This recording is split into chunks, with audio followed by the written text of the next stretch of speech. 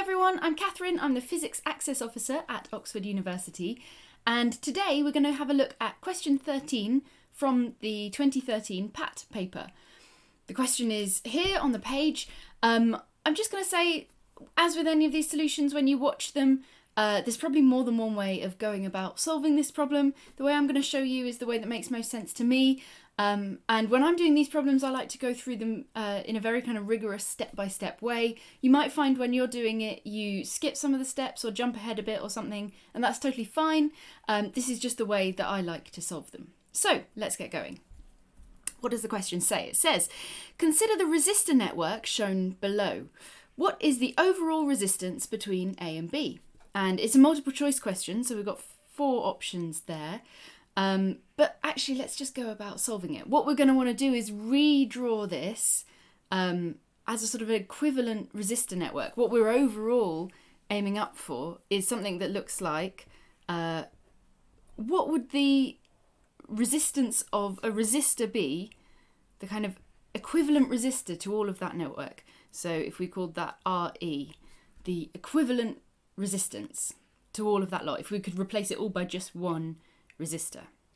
All right, there are 2 things we're going to need to think about when we're solving this problem, and that is combining resistors in series and combining resistors in parallel, and what their total resistances in each case are. So for resistance in series, the total resistance of 2 resistors in series is the sum of their 2 resistances. So if we had R1 and R2 in series with each other, the total resistance is found by summing the individual resistances. That's for resistors in series. Resistors in parallel, you'll probably remember, is a slightly more complicated affair. In that case, 1 over the total resistance equals 1 over resistance 1 plus 1 over resistance 2. Which is all well and good, and that's the way I always remember that formula. But actually in this case, what we need is RT equals something.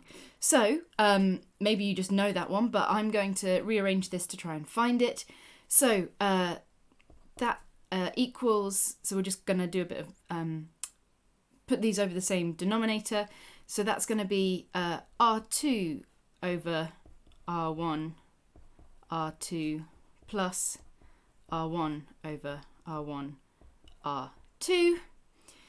Okay, so we can see that that's just going to sum, and if we want RT, we're going to flip both sides of it, so that will give us R1, R2 divided by R1 plus R2. So those are the 2 formulae that we're going to need.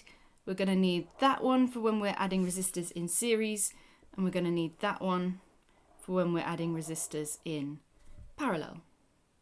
All right, so let's go back to looking at this big complicated diagram here and see how we can simplify it. So let's start by simplifying this top bit. So if we've got A like that, we're going to replace those 2 resistors at the top by 1. I'm going to call that R3, only really because I've used R1 and R2 over here already and I don't want to confuse matters.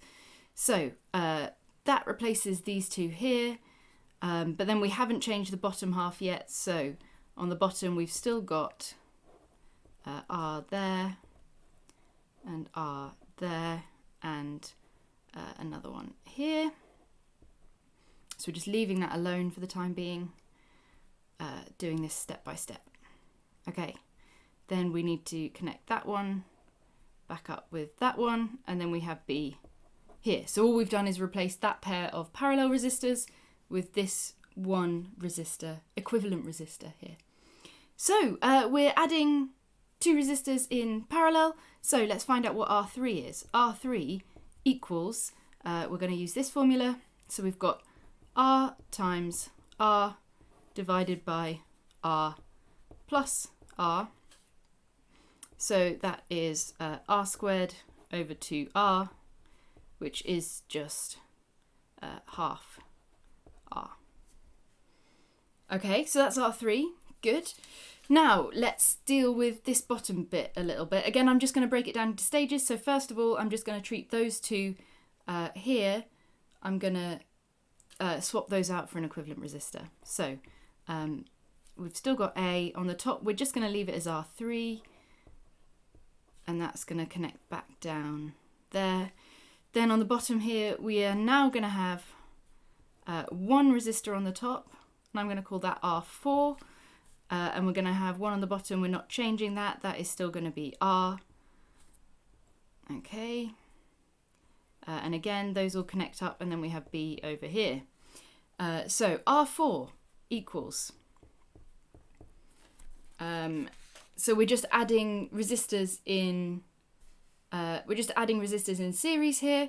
So we're just going to use the series resistor formula. So R4 equals R plus R, which is 2R. All right. Now we're going to combine these two resistors here, which are two resistors in parallel with each other. So let's once again draw our diagram. We're getting there with this, I promise. So we've still got R3 on the top.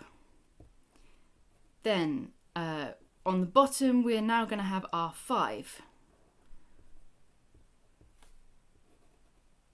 And that connects to B like that. And R5 is the parallel combination of this R4 with R.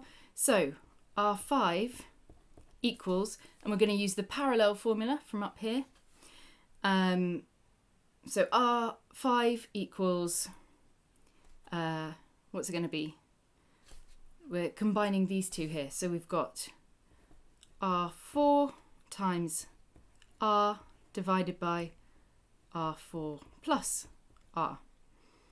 Okay, and R4 is 2R, so that's fairly straightforward. So we're going to have 2R squared on the top, and then we're going to have 3R on the bottom. So that is 2/3 R.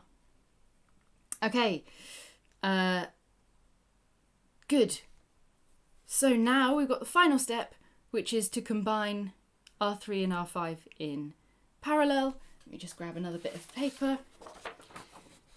I warned you I was going to do this in detail.